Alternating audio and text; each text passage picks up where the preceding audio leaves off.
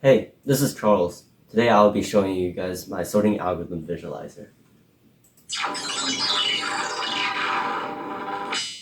At the time, I was taking an algorithm and data structures course, and one thing I thought would be helpful is to visualize sorting and graph algorithms. However, my main goal was to try to make my first complex project for fun. I stumbled upon a tutorial of Pygame and thought it would be suitable to use to create a GUI application. Prior to working on this project, I mostly had experience in Java, and I thought that this would serve as a good opportunity to learn Python. I split my project into three different files: wrapper, UI, and array. In wrapper.py, I designed classes that can easily create commonly reused components such as buttons, text boxes, and scroll bars. In UI.py, I created pages that have several components and defined how the user can interact with the page. Finally, in array.py, I wrote code to visualize arrays and the sorting algorithm implementations. I added several additional features, such as changing the speed, changing the size of the array, and changing the sounds.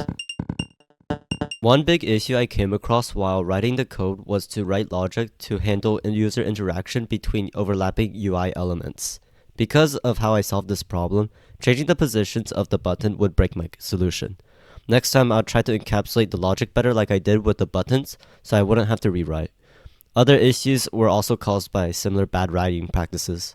This is one of my first big projects where I had to make sure my code was simple despite having a lot of complex functions.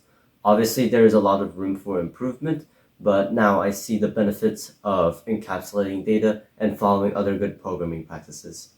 It feels very satisfying when, after all that work, what I envisioned actually comes to life. Hopefully, I can expand the project to include graph algorithms and bug fixes that are more reliable.